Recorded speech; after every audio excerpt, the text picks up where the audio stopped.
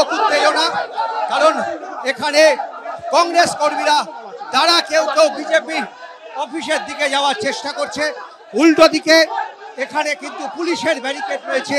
ফলে কংগ্রেসের একটা অংশ তারা কিন্তু বিজেপি অফিসে গিয়ে বিক্ষোভ দেখাতে চায় এবং নেতৃত্ব তাদের আটকানোর চেষ্টা করছে। বাংলার এ কালচার এ কৃষ্টি নয়। রাহুল গান্ধী চায় না যে কোনো জায়গায় সত্যকে লুকিয়ে রাখা এবং অত্যাচার করে সত্যকে বন্ধ করা।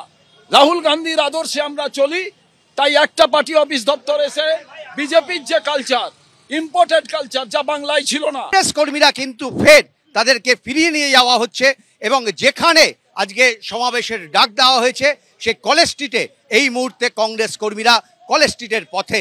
ক্যামেরায় সন্দীপ সাধুকার সঙ্গে উজ্জ্বল মুখোপাধ্যায়, এবিপি আনন্দ, কলকাতা। ঘোষণা করে বিধান ভবনে গুন্ডামি, এখনো মূল অভিযুক্ত অধরা। প্রদেশ কংগ্রেস কার্যালয়ে হামলা এবং ভাঙচুরের ঘটনায় রাকেশ সিং এর বিরুদ্ধে এফআইআর হয়, কিন্তু অভিযুক্ত রাকেশ সিং এখনো অধরা। কোথায় পুলিশ, কি করছে, এই প্রশ্ন তুলছে কংগ্রেস কর্মী সমর্থকরা। বিজেপি নেতা রাকেশ সিং এর বিরুদ্ধে অস্ত্র আইন সহ একাধিক ধারায় এফআইআর হয়। থানার কাছে হামলা, তাও কেন অধরা বিজেপি নেতা? পুলিশের নিষ্ক্রিয়তা নিয়ে প্রশ্ন তুলছে কংগ্রেস।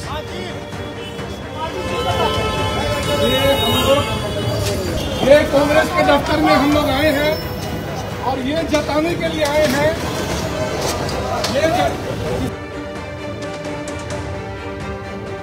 বিধান ভবনে গতকাল হামলার ঘটনা প্রতিবাদে সরব হয়েছেন প্রাক্তন কংগ্রেস সাংসদ অধীর রঞ্জন চৌধুরী। পুলিশের নিষ্ক্রিয়তার অভিযোগ তুলেছেন অধীর চৌধুরী।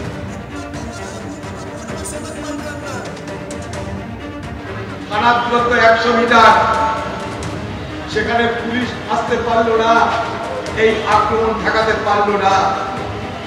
যদি প্রশ্ন করি যে ওই এলাকার তৃণমূলের কোন ঠেক যদি কেউ হামলা করত, তাহলে কি সেখানকার পুলিশ তাদেরকে রক্ষা করতে আসতো কি আসতো না?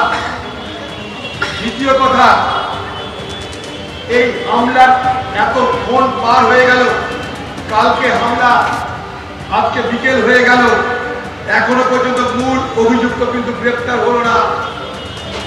আমরা এইখানকার তৃণমূল সরকারকে, কলকাতার পুলিশের কাছে জানতে চাই, কোন আঘাতের কারণে, কোন সমঝোতার কারণে এখন পর্যন্ত পুলিশ, যে পুলিশ তৃণমূলের দাসত্ব করে, যে পুলিশ তৃণমূলের পা চেটে সকাল থেকে রাত পর্যন্ত চাকরি জীবন পার করে, সেই পুলিশের এখনো পর্যন্ত কেন সেই মূল অভিযুক্তকে ধরা সম্ভব হলো না?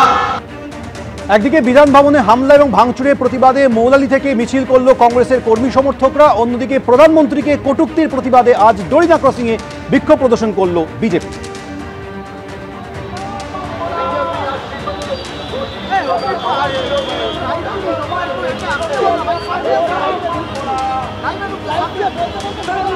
দুটি ছবি রেখেছি আপনাদের সামনে। একদিকে মৌলালিতে আজ পথে নেমে প্রতিবাদে সামিল কংগ্রেস কর্মী সমর্থকরা, অন্যদিকে বিজেপির তরফে প্রধানমন্ত্রীকে কটূক্তির প্রতিবাদে তারা বিক্ষোভে সামিল হলেন।